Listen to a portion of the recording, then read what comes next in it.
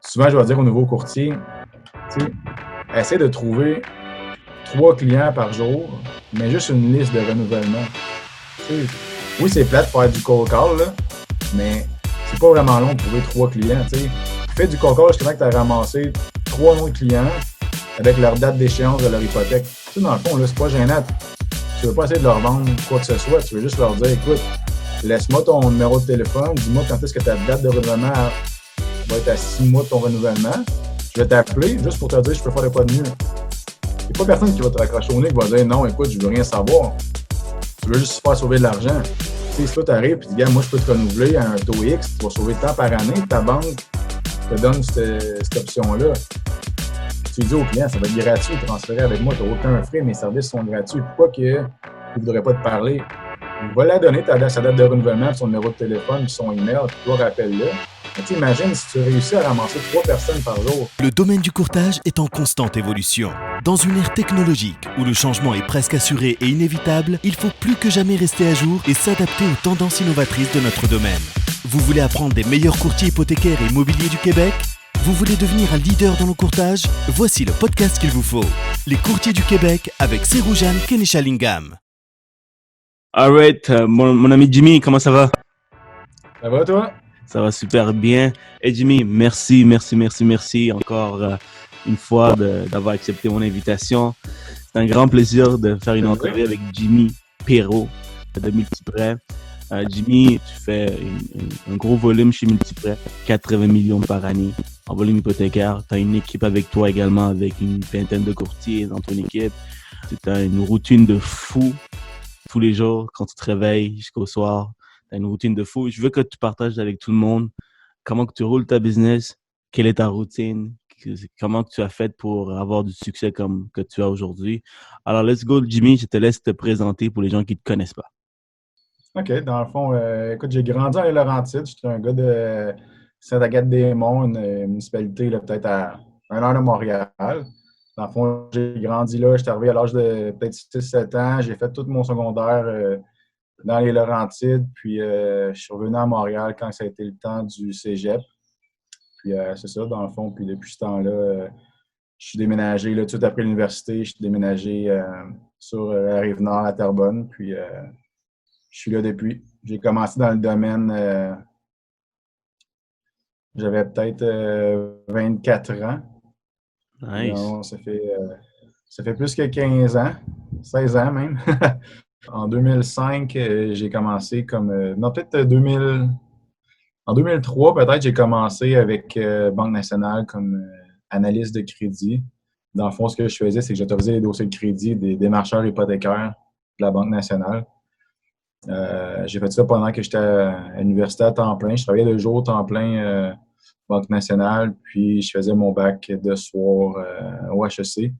Puis ça, je l'ai fait en 4 ans. C'était un petit peu plus long à cause que je travaillais à temps plein. Donc, c'est ça, j'ai fait après 3 ans d'analyse de crédit. Puis, dès que j'ai fini l'école, finalement, j'ai décidé de sauter de côté de la clôture, puis de devenir démarcheur hypothécaire pour la Banque nationale. Je connaissais bien le crédit, je connaissais... je savais qu'est-ce que les analystes voulaient entendre et qu'est-ce qu'ils voulaient lire dans chaque dossier. Je savais un peu comment fonctionnaient les systèmes, le CHL, Genworth. Donc, je me suis dit, pourquoi pas? J'ai fait le saut. À ce moment-là, je n'avais pas d'enfant. Donc, c'est le moment idéal, je pense, pour se lancer dans une job 100% à commission. J'ai fait ça pendant environ 13 ans avec la Banque nationale comme démarcheur. Puis, il y a 2 ans et demi, j'ai décidé de quitter la banque pour m'en aller courtier indépendant chez Multiprêt. Puis, c'est là que j'ai commencé là, à être officiellement un courtier hypothécaire puis avoir accès à toutes les banques. Nice. Donc, j'ai plein de questions. Tu as dit que tu étais analyste et tu es parti à spécialiste hypothécaire éventuellement.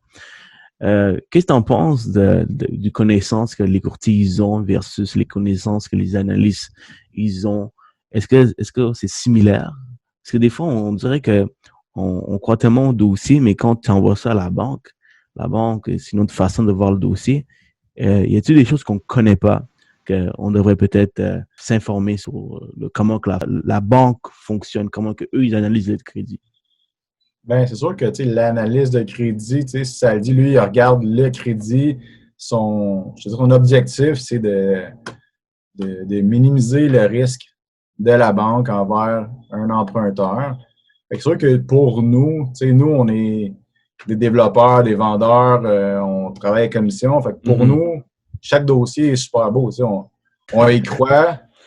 Nous, on a rencontré le client, on lui a parlé. Il y a un certain sentiment qui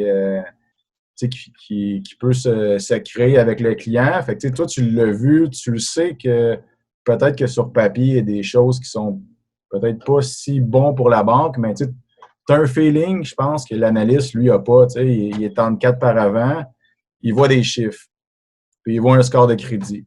Fait que, dans le fond, je pense que l'analyste, lui, il faut lui donner du jus. Fait que, c'est ça que je me suis rendu compte, c'est que quand je suis de l'autre côté comme analyste de crédit, ben plus que le démarcheur ou le courtier me donnait de l'information, ben plus pour moi, c'était facile de me faire une meilleure tête sur le risque de crédit dans ce dossier-là. Fait que je pense que, en devenant démarcheur, ben j'ai appris à vraiment documenter mon dossier. Quand on soumet le dossier, là, l'analyste, là, il n'a pas toutes les mêmes infos que nous, on a. Fait que, si on fait juste, C'est sûr.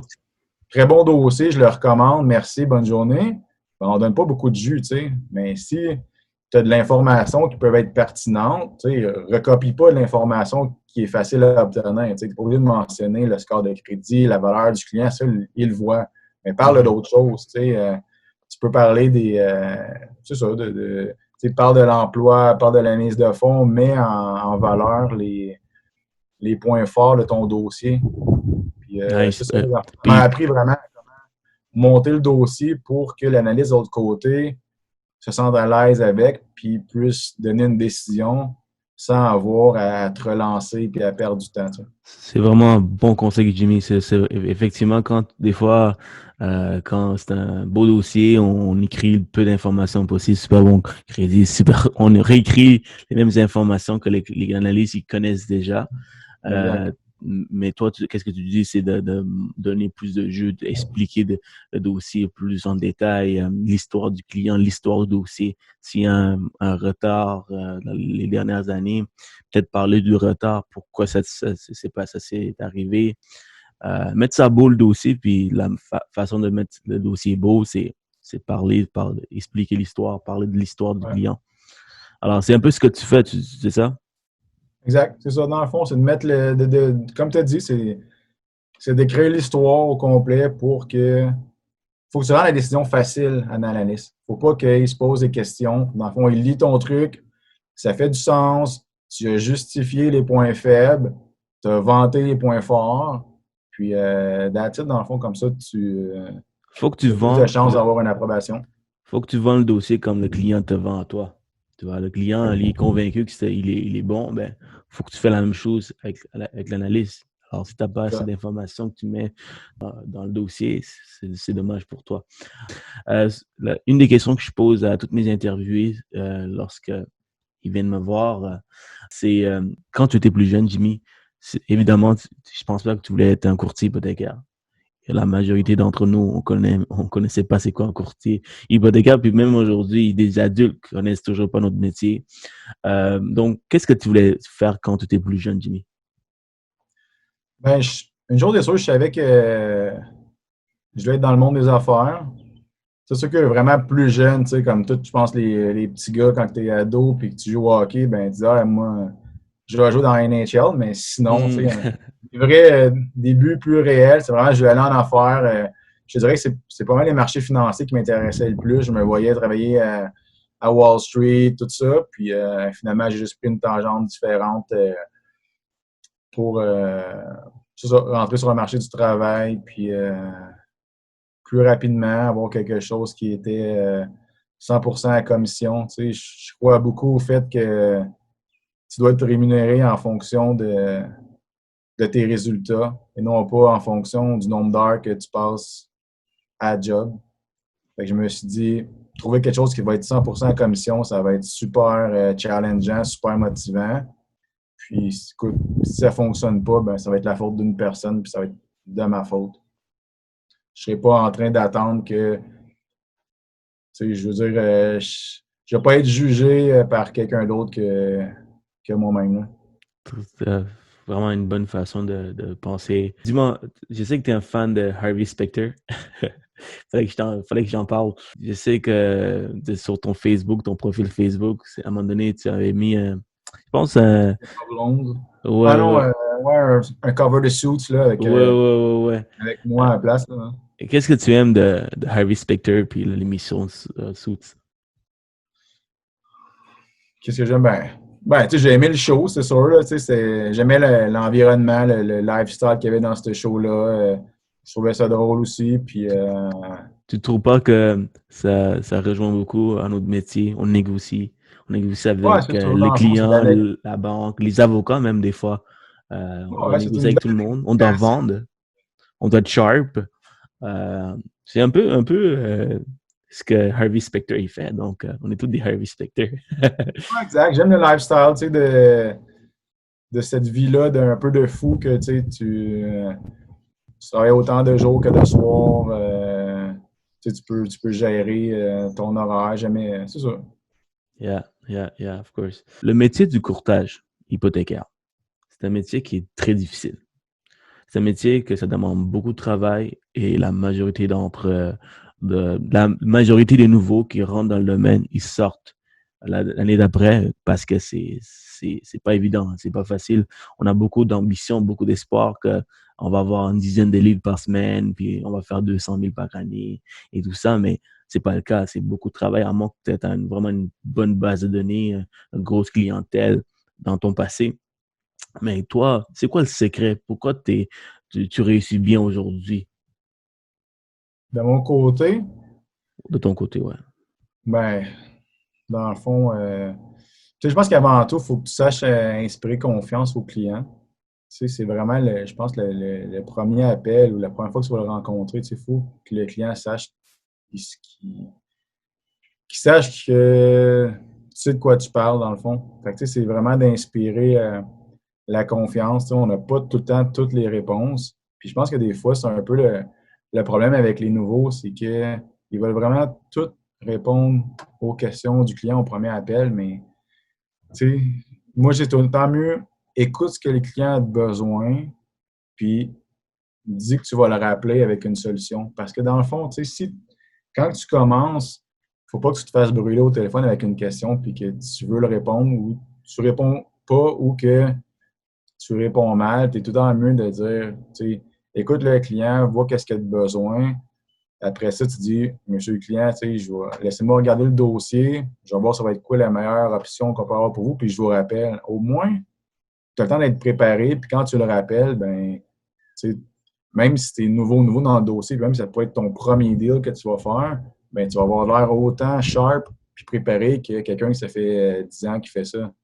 Fait que, Mhm. tu sais, je pense que de connaître son produit, c'est bon, puis de ne pas, de pas te faire avoir un peu au téléphone avec un client. Nice. Donc, tu dis que d'avoir les produits, avoir une bonne base des connaissances des produits que tu vends, c'est important. Et puis, si jamais tu connais pas la réponse à la question du client, ben, au moins, tu frontes un peu que tu connais pas la réponse, que tu reviens. Donc, c'est vraiment gagner la confiance du client. Faut juste Mais te dire au départ, tu sais, le client il t'a appelé pour faire un premier contact. Tu sais, dans le fond, tu sais, la première question, ils veulent toujours savoir c'est quoi le taux. Mais tu sais, c'est un peu de dévier cette question-là sur c'est quoi vraiment tes besoins. Explique-moi ton projet, explique-moi ta mise de fonds, explique-moi un peu ce que tu veux faire, puis laisse-moi quelques minutes ou une couple d'heures. Je te rappelle avec des pistes de solutions. le Fait client, qu'au moins, tu ne vas pas te mettre dans le coin à essayer de donner une réponse tout de suite sur un taux parce qu'il y a tellement autre chose que le taux, honnêtement. Tu sais. Puis c'est ça aussi que les courtiers, les nouveaux, il faut qu'ils comprennent. Tu sais, arrêtez de stresser avec le taux d'intérêt, c'est un détail. Tu sais, une fois que le client a confiance en toi, bien, il sait que tu vas lui donner un bon taux de toute façon. Puis, tu sais, même s'il y avait une différence de 0,05 ou 0,10 sur le taux, là, en bout de ligne, c'est le service qu'il veut avoir. Tu sais, pour sauver 5 piastres par mois, mais que finalement, se ramasser à une place où est-ce que le client va payer 3-4 000 de pénalité versus ce que toi, tu lui réfères, ce que tu leur recommandes, puis qu'il y a des voies de sortie super simples, pas de pénalité, ben, tu sais, des fois, ça vaut la peine de peut-être payer 5$ de plus par mois, mais d'avoir certaines latitudes puis liberté après. Fait que, tu sais, c'est d'arrêter de stresser quand le client appelle, dire hey, c'est quoi ton taux? Tu sais, parle-y pas de taux, parle-y de solution. Il va voir que tu n'es pas un preneur de commande, tu n'es pas là pour y vendre du taux. Puis, si le client il veut vraiment un taux, tu lui donnes l'adresse de ton site web, puis les taux, ils sont là. S'il t'a appelé, c'est pas parce qu'il veut avoir le taux, c'est parce qu'il veut avoir une solution. Je pense que c'est là-dessus qu'il faut travailler. C'est vrai, effectivement. Effectivement, j'ai rien à ajouter là-dessus. C'est tellement vrai. Souvent, les clients, ils pensent que l'hypothèque, c'est facile. C'est OK, tu me donnes un taux, puis that's all. Non, il y a le produit, tu t'endettes de 300, 400, 500 000. Tu veux savoir c'est quoi les conditions derrière ton prêt. Tu veux savoir avec qui tu travailles. Tu veux savoir tes options. Donc, le taux, c'est important, mais il y a d'autres choses qui sont aussi importantes que le taux d'intérêt. Effectivement, OK, good. Ben, je comprends que quand le client parle avec toi, tu es sharp, tu sais de quoi tu parles. Alors, tu gagnes la confiance du client, puis après ça, il sait que tu vas avoir un bon produit pour lui, un bon taux. Donc, c'est pas un problème. Good. Donc, tu sais, vraiment juste avec le client, mais si on parle d'autres choses aussi, peut-être un secret, je pense, ben pas un secret, mais quelque chose qui fonctionne bien, puis que je pense que tous les courtiers ou nouveaux courtiers devraient faire, c'est important d'avoir des objectifs. Tu sais, souvent, ils vont dire, ben, je veux faire de l'argent ou je veux faire tant de millions à la fin de l'année ou à chaque mois, mais tu sais, souvent, les courtiers vont m'appeler, ah, ben, ce mois-ci, tu sais, ça n'a pas bien été, je n'ai pas fait mes chiffres, mais tu sais, ils t'en parlent le 29 du mois. Mais, parce que regarde tes chiffres à chaque jour ou à chaque semaine. Tu sais, moi, c'est un truc un peu que je fais, c'est que je me fixe un objectif annuel, mais je le split après ça, tu sais, par mois, par semaine, puis même par jour. Tu sais. Dans mon agenda, à chaque jour, je vais écrire en haut de ma page c'est quoi le volume qui a été approuvé aujourd'hui. Fait qu'au moins, tu peux toujours t'ajuster. Tu sais, si tu attends avant la fin de l'année pour t'ajuster, il est trop tard. Tu sais, ton année est passée. Tu n'as pas rencontré des objectifs. Même chose à la fin du mois. Tu sais, si tu t'ajustes à chaque semaine ou à chaque jour, ben, tu es capable de faire un meilleur suivi. Là. Fait que, tu sais, ça, garder les objectifs, je pense que c'est super important. Puis, c'est drôle, tu me parles de ça. Un autre courtier qui performe très bien, il m'a dit la même chose. Et c'est pas pour rien que les gens qui performent, ils disent la même chose, c'est-à-dire planifier ta journée, planifier ta semaine, planifier ton mois, même l'année. Et souvent, on fait l'erreur de juste planifier l'année à la nouvelle année, au début de l'année, puis boum, on oublie ça. Et le fait de juste avoir ça devant toi tous les jours, des fois, quand tu procrastines, boum, tu te réveilles, shit, faut que je fasse ça. Faut que je fasse certains appels.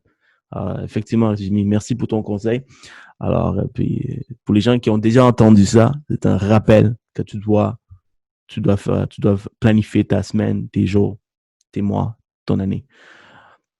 Parlant... Ta base de données, c'est important. Tu sais, j'en ai pas parlé, mais c'est important d'avoir une base de données qui soit super clean, là, dans le fond. Tu sais, souvent, quand on commence, on n'y pense pas. C'est pas important. J'ai peut-être pas assez de clients maintenant pour être vraiment à l'ordre là-dedans, mais je dirais que le meilleur temps pour commencer ta base de données, c'est justement au début. Tu as le temps de la peaufiner, tu as le temps d'automatiser des trucs. Fait que, tu sais, je pense que ça, c'est un des secrets. Il faut que tu sois bien organisé. Il ne faut pas que tu ailles sur un fichier Excel ou des post-it avec les clients à rappeler. Vraiment, prends un CRM qui fonctionne bien. Tu peux avoir des bons suivis avec ça, puis au moins, tu n'échapperas jamais rien. Puis, tu sais, c'est peut-être un petit peu plus long à remplir au début, mais quand tu le fais à chaque client, ben à long terme, là, toute ta business est là. Tu n'oublies pas comme courtier, c'est une PME que tu gères. Tu sais, les clients que tu rentres maintenant, ça va être encore tes clients dans 4 ans, dans 5 ans. Fait que, il faut que tu en prennes soin. Il ne faut pas que tu oublies le deal une fois qu'il est passé. Ben, je vais espérer que le client me rappelle. Non, c'est toi qu'il va falloir qu'il mette dans ta base de données avec un rappel 6 mois avant la fin de ton terme. C'est de la business qui est là, gratuite, que tu n'as pas à repayer pour aller la chercher. Dans le fond, elle t'appartient. Fait qu'il faut que tu t'en occupes. Tu as dit quelque chose de vraiment important. C'est de la business gratuite. souvent on paye pour les nouveaux courtiers ou la majorité des courtiers, on paye pour la nouvelle business, puis on paye cher. Ouais. Puis ça, c'est une business qui est gratuite parce que tu l'as déjà fait. Le client sait comment tu travailles. Puis si tu as donné un bon service, tu rappelles ses clients, c'est sûr et certain qu'il va te donner une autre chance. Il va vouloir travailler avec toi, Ouais. effectivement. Dis-moi, Jimmy, tu étais un démarcheur dans une banque, la Banque nationale, avant d'être courtier. Quelle est la différence entre un spécialiste hypothécaire et un courtier hypothécaire, selon toi, et selon ton expérience? Ouais, selon moi, la job est sensiblement la même. Tu sais, on rencontre des clients, notre but, c'est de faire du financement hypothécaire. La différence, par contre, c'est que ton coffre à outils est pas mal plus gros comme courtier hypothécaire que des marcheurs. Tu sais, moi, quand j'étais avec la Banque nationale, tu sais, super bonne institution financière, j'ai rien à dire. C'est juste que tu as accès à leurs produits, à leurs standards de crédit. Tu sais, c'est pas toutes les banques, par exemple, qui vont accepter les allocations familiales ou le client qui détient du locatif. Bon, mais ils n'ont pas tous la même manière de calculer les immeubles au bilan. Donc, tu sais, il faut que ton client que tu rencontres, ben, il rentre dans la boîte de l'institution financière où est-ce que tu travailles. Mais ça peut être un super bon client, mais il ne rentre pas dans certains critères de la banque. Fait que toi, dans le fond, moi, je le perdais au profit de soit un autre démarcheur ou d'un courtier. Dans le fond, la différence comme courtier, c'est que avec un accès à tous les prêteurs, ben, si le dossier ne rentre pas dans la boîte de TD ou de Scotia ou de Banque nationale, ben, peut-être qu'il va rentrer dans la boîte de First Nat, de MCAP ou de Desjardins. Fait que je me suis dit, au moins, quand j'ai rencontré le client, écoute, si moi, je ne trouve pas une façon de faire approuver son dossier, ben je sais que je n'aurai pas perdu mon temps parce qu'il n'ira pas ailleurs pour que le dossier il soit approuvé. Au moins, j'ai accès à tout. Je trouve que c'est ça la grosse différence entre le courtier et le démarcheur, c'est qu'on a peut-être plus d'options pour le client. Puis l'autre affaire qui m'a vraiment fait changer pour m'en aller courtier, c'est tu es plus entrepreneur comme courtier parce que dans le fond, c'est ta business. Tu sais, le client que tu rencontres aujourd'hui, ben, il est à toi. Tu sais, fait que dans 5 ans, tu vas le renouveler, tu vas refaire de la business avec lui, tu peux te développer à travers ce client-là, chose que souvent dans une institution financière, tu ne peux pas faire parce qu'une fois que tu as rentré le client à l'intérieur, bien, les renouvellements, les refinancements, c'est la succursale ou la caisse qui va s'occuper du client. Toi, dans le fond, tu as rentré le client, tu l'as donné à l'institution financière, toi, trouve-en des nouveaux asters pour te générer ton revenu pour les prochaines années. Parce que comme courtier, tu construis ta base de données, puis elle peut te générer, tu sais, le même client, tu peux le garder pendant 10, 15, 20 ans, puis il va peut-être faire 3 transactions, il va te référer 5, 6 amis. Fait que je trouvais que je pouvais plus développer, plus me bâtir une business comme courtier qu'employé de banque. En étant un courtier, tu deviens comme la banque. Tu gardes tes clients pour toi. La banque, Exact. même si tu l'envoies à la banque, ça t'appartient. C'est tes clients. Les banques ne peuvent pas te dire, écoute, c'est mes clients, touche pas. C'est ça, j'ai le droit de les solliciter, les clients, Ouais, chose que tu ne peux pas faire. Tu sais, quand tu es à connexion financière, le client est déjà là, ben, toi, il faut que tu en trouves de nouvelles clientèles. effectivement. Et j'essaie aussi que lors de la première fois que on s'est parlé, Jimmy, qu'est-ce qui m'a vraiment piqué la curiosité, c'est que tu sors du monde bancaire, mais tu as aussi travaillé avec les constructeurs. Tu as travaillé beaucoup avec les constructeurs. Et là, après ça, tu es devenu courtier. Travailles-tu encore avec les constructeurs? Et pour un courtier qui veut peut-être travailler avec les constructeurs, est-ce que tu penses qu'on a une chance de travailler cette communauté? Ben, c'est une question de relation, tu sais, autant que si tu veux travailler avec des courtiers immobiliers, des constructeurs, c'est d'avoir la confiance soit du développeur, du promoteur ou du courtier pour qu'il t'envoie les clients. C'est juste que c'est pour la construction, c'est un peu plus touché parce que tu n'oublies pas, ils ont besoin d'argent pour construire les maisons. Okay? Mais souvent, le constructeur va avoir une enveloppe hypothécaire avec une banque X, Y, Z. Dans le fond, c'est qu'eux vont avoir accès à leur financement juste si le client se fait financer sa propriété avec l'institution financière. c'est là que c'est un peu une barrière parce que, tu sais, dans le fond, tu as beau offrir les meilleurs services au monde, le développeur peut être super charmé avec toi, mais en bout de ligne, il a besoin de cash pour construire la maison. Fait que, tu sais, c'est pour ça que les constructeurs vont souvent aligner les clients vers leur institution financière. C'est pas qu'ils veulent envoyer le client nécessairement avec cette institution financière-là, c'est juste que, dans le fond, ils veulent avoir du financement.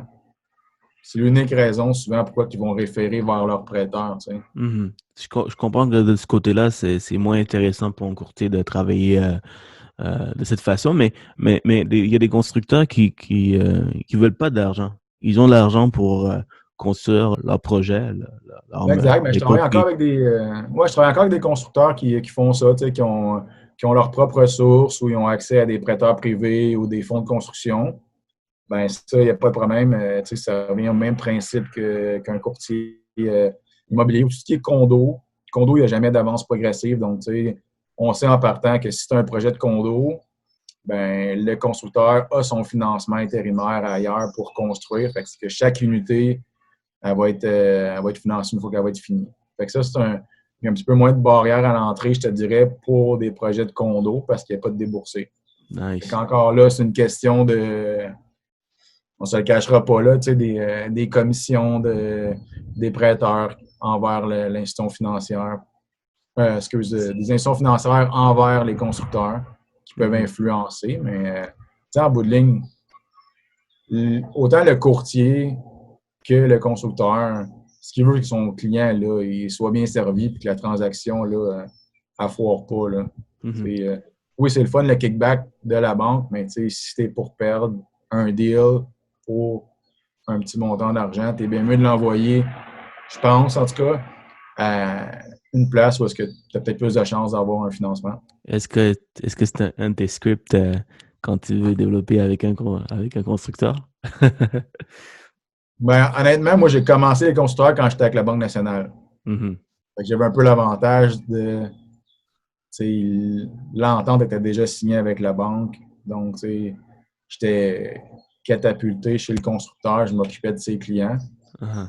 Bon, c'est peut-être un petit peu plus facile. C'est juste qu'avec le temps, j'ai développé quand même cette infinité avec des constructeurs. Fait que même si je suis peu à l'emploi de l'institution financière, ben, on a quand même gardé contact. Puis, ils me réfèrent encore de la clientèle. Fait que, tu vois qu'en bout de ligne, c'est parce que ils apprécient le service. Puis, des fois, ils aiment peut-être mieux un bon service, savoir que le client va être bien pris en charge que de l'envoyer à quelqu'un qui connaît peut-être un petit peu moins, puis ça ne Mhm. leur dérange pas de perdre la référence. Tu as vraiment gardé tes relations en santé, c'est-à-dire en bonne relation. Et le fait que quand tu as dirigé vers le courtage, il y a certaines personnes qui ont continué à travailler avec toi. Donc, l'importance de bien travailler ta base de données, d'avoir des bonnes relations d'affaires avec tes partenaires. Peux-tu me parler plus de ça? Comment que tu as, tu sais, le fait de faire la transition vers le courtage hypothécaire, il y a aussi certaines des contacts que tu as continué à faire affaire avec. Mais comment que tu as approché ces gens-là? Est-ce que tu as commencé à appeler au téléphone chacun d'entre eux pour dire que tu es un courtier hypothécaire? T'as-tu envoyé des courriels? As-tu fait quelque chose comme ça pour développer cette base de données? Ben, je peux te parler peut-être de comment que j'avais commencé. OK. Parce que je pense que tu voulais que le podcast soit plus informatif, peut-être pour des nouveaux courtiers. Parce que Bien sûr. maintenant, je te dirais, avec ça fait peut-être après 15 ans que je suis là-dedans. Fait que c'est sûr que j'ai peut-être un petit peu moins de choses que je faisais au départ parce que le téléphone, il sonne Il sonne. à longueur de journée. Puis c'est vraiment J'en doute pas. Avec 4 millions de volume d'affaires, c'est sûr que c'est ça. mais c'est du repeat business, c'est du bouche à oreille, mais je te dirais, notre job, je ne veux pas dire que c'est facile, mais la business, là, il y en a partout. Là. C'est sûr que je pense qu'ils ne réussissent pas à faire du volume, c'est parce qu'ils ne regardent peut-être pas aux bonnes places. Parce que ils regardent dans ton quartier, il y a des maisons, il y en a partout. Puis chaque personne qui a une maison, elle a une hypothèque. Peut-être que tu n'as pas fait le financement quand ils l'ont acheté, mais tu sais que lui, puis les autres, ils vont avoir à renouveler là, au plus tard dans 5 ans. Fait que, la business, là, c'est immense, là, comment il y a Immense. de possibilités. Puis, tu sais, au début, tu sais, c'est sûr que si tu as un budget, ben oui, tu sais, ça coûte pas cher faire de la pub sur Facebook, sur Google, tu sais, mais souvent, les nouveaux vont commencer, puis, tu sais, souvent, on va penser, ben, je vais faire 3-4 stories par mois, puis ça va me générer la business. Une fois que ton contact l'a vu, là, ta pub, là, tu sais, s'il n'y avait pas de propriété maintenant, ben, dans une semaine, il n'y en aura pas plus. Ça ne donne rien de, tu sais, faire un post ici et là, garrocher comme ça, juste pour dire, ben, tu sais, je fais de la pub. Tu sais, au pire, engage une firme, mets-toi un budget par mois. C'est pas si cher que ça, tu sais, avec 3, 4, 500 pièces par mois. Je pense que c'est capable de générer quand même une coupe de leads. Fait que ça, c'est quelque chose qui peut être intéressant. Puis, tu sais, si quelqu'un vraiment commence, puis il n'y en a pas d'argent pour le faire, la pub, mais tu sais, du temps, là, t'en as, tu commences, tu es supposé avoir du temps. Tu sais, dans le fond, tu n'as pas autre chose à faire que d'essayer de générer de la business. Tu sais, le téléphone, là, souvent, je vais dire aux nouveaux courtiers, tu sais, essaie de trouver 3 clients par jour, mais juste une liste de renouvellement. Tu sais, oui, c'est plate de faire du cold call, là, mais c'est pas vraiment long de trouver 3 clients. Tu sais. Fais du cold call jusqu'à temps que tu as ramassé 3 noms de clients avec leur date d'échéance de leur hypothèque. Tu sais, dans le fond, là, c'est pas gênant. Tu veux pas essayer de leur vendre quoi que ce soit. Tu veux juste leur dire, écoute, laisse-moi ton numéro de téléphone, dis-moi quand est-ce que ta date de renouvellement va être à 6 mois de ton renouvellement. Je vais t'appeler juste pour te dire je peux faire de quoi de mieux. Il n'y a pas personne qui va te raccrocher au nez qui va dire non, écoute, je veux rien savoir. Tu veux juste faire sauver de l'argent. Tu sais, si toi, tu arrives et tu dis, moi, je peux te renouveler à un taux X, tu vas sauver de temps par année, ta banque te donne cette option-là. Puis tu dis au client, ça va être gratuit, transférer avec moi, tu n'as aucun frais, mes services sont gratuits. Pourquoi qu'il ne voudrait pas te parler? Il va la donner sa date de renouvellement, puis son numéro de téléphone, puis son email, puis toi, rappelle-le. Mais tu imagines si tu réussis à ramasser 3 personnes par jour.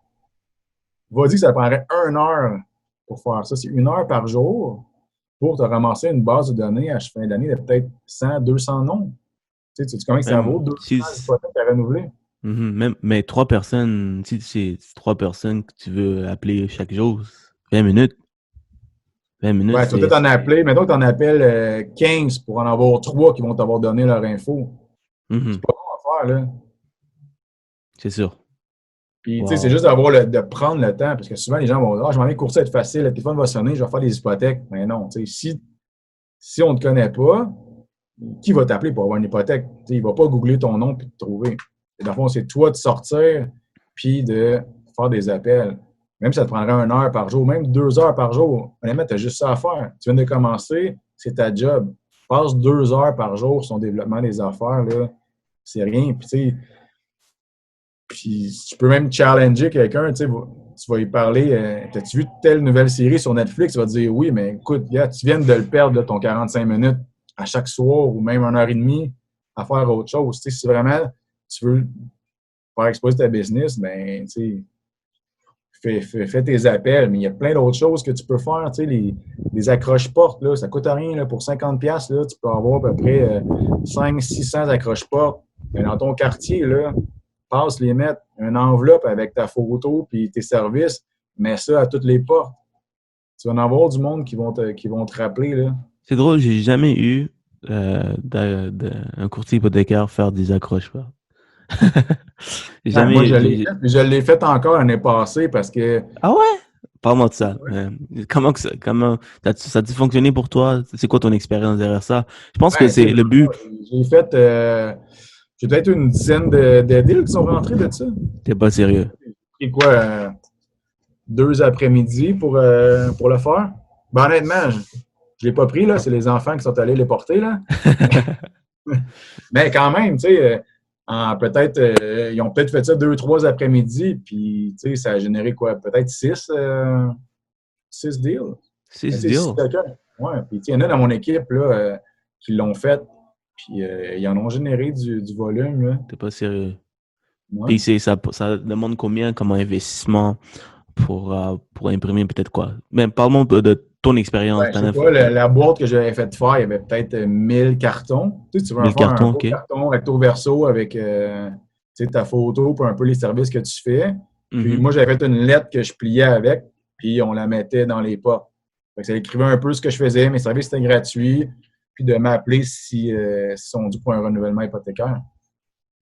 Fait que, tu sais, quelqu'un il ouvre ton enveloppe, puis ça donnait qu'il doit renouveler dans les 6 prochains mois, ben il t'appelait. Ça ne coûte rien de t'appeler, savoir c'est quoi que tu peux faire pour lui. Nice, nice. Ouais, puis d'être présent, tu sais, veux pas, tu sais, qui a accès aux acheteurs? C'est les courtiers immobiliers. Travailles-tu avec des courtiers immobiliers? Pardon? Travailles-tu avec des courtiers immobiliers? Oui, quelques-uns, dans le fond. J'ai beaucoup de clients actuels. Fait que, j'ai pas tant de business qui promènent les courtiers, mais je pense que pour quelqu'un qui commence, ça peut être super bon. J'ai encore quelques courtiers que c'est des amis, je m'entends bien, je leur réfère des préautorisations, ils me réfèrent les clients. On a une bonne relation, mais c'est quand même eux qui ont les acheteurs. Tu es un nouveau courtier, tu ne sais pas quoi faire de tes journées, ben, tu ne fixes pas un objectif de dire, ben moi, je vais aller prendre un café avec 3-4 courtiers par semaine. Juste ton nom, il circule, ou appelle-le. C'est pas un dîner qui va prendre 1 heure. Personne n'a le temps de perdre 1 heure pour aller luncher avec quelqu'un. Quand tu n'as pas de relation déjà établie. Ben, va juste prendre un café ou fais juste te dire, je vais en appeler X par semaine. Juste ton nom circule. Puis, oui, s'il y a un dossier qui n'a peut-être pas passé avec son démarcheur, ben, il va peut-être t'appeler. C'est vous m'a appelé, il avait l'air sharp, mon dossier est refusé avec la banque X. Je vais l'appeler et voir si tu peux faire quelque chose. Ben, si tu sauves la transaction, ben, après ça, tu montres que tu as d'autres produits que tu peux offrir. Effectivement, tu gagnes la confiance du client, du courtier, parce que souvent, les courtiers se font approcher par tellement de spécialistes hypothécaires, par tellement de courtiers hypothécaires. Donc, si tu veux bâtir une relation, c'est prouver que tu fais des choses que les autres ne font pas. C'est-à-dire, tout le monde veut des beaux dossiers faciles. Si tu es capable de travailler les dossiers un peu plus difficiles, qui ne sont pas impossibles, t'arrives-moi pas avec pas de mise de fonds, pas de revenus, mauvais crédit, mais tu sais, un dossier qui est... Une solution pour ça, de toute façon, quand même. Là, ça se peut que le dossier ne soit pas bancable, puis prêt privé, je te les envoie à toi, puis sinon, il y a tout, on a beaucoup de solutions que un démarcheur dans une banque standard n'aura peut-être pas. Effectivement. Donc, tu parlais... Financement sur des propriétaires de compagnie qui ne déclarent pas de revenus, pas de revenus personnels, nous, on a une option avec des prêteurs alternatifs à des taux qui sont quand même super compétitifs quand même. 6 mois. On ne demande pas la cotisation, on ne demande pas rien, puis c'est du revenu verbalisé. Mais tu vois, le courtier, il ne sait pas. Fait que combien de transactions tu peux perdre parce que, bon, ton client, il ne passait pas avec la Caisse ou avec Banque nationale, mais que finalement, c'était peut-être un super beau dossier pour Home Trust et Banque Équitable. Tu aurais sauvé le deal. C'est tellement vrai. C'est tellement vrai. À la fin de la journée, c'est connaître tes produits. Comme ça, tu peux gagner la confiance du courtier en faisant des dossiers comme ça. Puis après ça, à un moment donné, tu sais pas, le gars, il t'aime tellement bien qu'il aime tes services qu'il veut faire affaire avec toi pour tous tes dossiers. Ben, les buts, eux autres, ils ne veulent pas perdre de transactions. C'est ça. Oui, on sait tous qu'il y a une certaine rémunération qui est payée par la banque. Mais maintenant, ce qui est important, c'est ça, encore, mais moindre. Moins, c'est ça. Mais ce qui est important, c'est que son dossier, il passe. Sa commission sur la vente est vraiment plus importante que le référencement bancaire. Dans le fond, lui, en tout cas, je pense que les top courtiers, ce qui est important pour eux autres, c'est que le deal passe. Leur argent, là. Je ne vais pas partir à un débat, mais je pense qu'il faut quand même qu'on les paye. Parce que dans le fond, si un courtier t'amène la business, bien lui, il a payé de son côté pour générer le client qui est venu le rencontrer. On s'entend, lui, les clients ne viennent pas le voir sans qu'il investisse. C'est sûr que si lui, il investit dans le marketing, il investit dans des annonces, il y a un acheteur qui vient, je suis qui, moi, pour lui dire « Hey, réfère-moi ton deal, mais tu n'auras pas rien en retour. » Je pense que c'est du donnant-donnant parce que, le même client, j'aurais pu dépenser peut-être 400-500$ en pub pour l'avoir. Pourquoi que je déciderais de rien donner parce que c'est lui qui me le donne? Je pense que je ne suis pas d'accord à donner un montant qui va être quasiment l'équivalent de ma commission ou le 3/4 de ma commission, mais je pense que oui, le courtier t'amène un dossier qui est prêt à être fait, Puis sûrement qu'on ne réalise pas, mais sûrement qu'on paye plus cher pour avoir un client qualifié que qu'est-ce qu'on devrait donner en référencement. Mais tu sais, c'est mon point de vue. Puis tu sais, il y a plein de monde qui disent moi, je donne à rien, mais je me dis, tu sais. Chacun, ils ont une façon de regarder les choses. Alors, ils ont des points de vue différents. Toi, c'est ton point de vue. C'est correct. Je trouve que tu as vraiment raison. Le courtier, il paye. Donc, toi, tu reçois gratuitement. Alors, c'est correct de payer aussi. Ça dépend de l'entente que tu as avec le courtier. Exact. J'ai beaucoup de préautorisation. On peut s'échanger aussi des dossiers. Quelqu'un que je sais qui ne m'envoie pas juste ses dossiers de merde qui ne passent pas nulle part. Là, il veut que je les paye en plus. Ça, j'aime un peu moins ça parce que dans le fond, je te sauve un deal, je te sauve une transaction. Ben, demande-moi pas de te donner la moitié de ma paye non plus. Fait que, ce genre de business-là, souvent, je ne vais rien donner, c'est sûr, puis je vais dire, gars, je t'ai sauvé un deal. Mais quelqu'un que j'ai une bonne relation avec, ça devient tous des amis. Il me réfère des deals, je leur en réfère, on s'entend sur qu'est-ce qu'on va se donner un et l'autre. Puis il y en a que c'est vraiment, je te réfère des clients, tu m'en réfères. Puis à un moment donné, là, le balancier va arriver, puis après 2, 3, 4, 5 ans, je risque de t'avoir fait faire autant d'argent que tu m'en as fait faire. Fait que, on peut juste comme arrêter de se faire des comptes à chaque semaine ou à chaque deal. Mais avec d'autres, ça peut être un pourcentage de la commission d'un côté ou comme de l'autre. Là. Effectivement. Donc, je pense que tu peux commencer avec une commission puis éventuellement se diriger vers donnant, c'est-à-dire, regarde, je te prends rien, tu prends rien, puis on s'entend que la plus grosse commission, c'est ta vente ou ton achat. Et ma plus grosse commission, c'est ma commission qui va faire. C'est pas le 0.25, le 0.50 que tu vas recevoir de l'autre. C'est vraiment ta commission. Donc, qu'est-ce que tu en penses de garder toute ta commission? Mais ça, c'est une relation que tu bâtis éventuellement, que tu prends des ententes éventuellement. La relation en premier, puis la commission en deuxième. La personne qui va juste faire affaire avec toi pour avoir une commission, je pense pas que c'est super sain. Dans le fond, il faut que ça tente de t'envoyer un client, puis il faut qu'il dise à son client, je t'envoie Jimmy, je sais que tu vas être super bien servi, il va te trouver une solution, on ne perdra pas de temps. J'aime mieux ça que qu'il a essayé tous les démarcheurs avant, puis qu'après ça, ben écoute, je vais t'envoyer un courtier. Ouais, c'est moins plate, ça. C'est plus plate.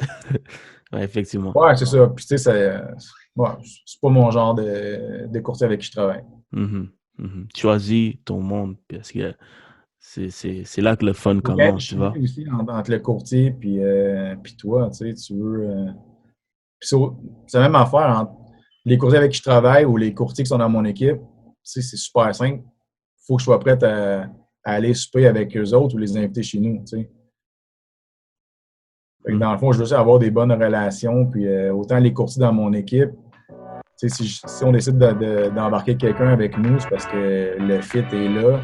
C'est pas juste business, mais c'est que je m'entends bien avec la personne. C'est pas juste une question de combien il va me générer de revenus. Non, pas tant tout. Effectivement.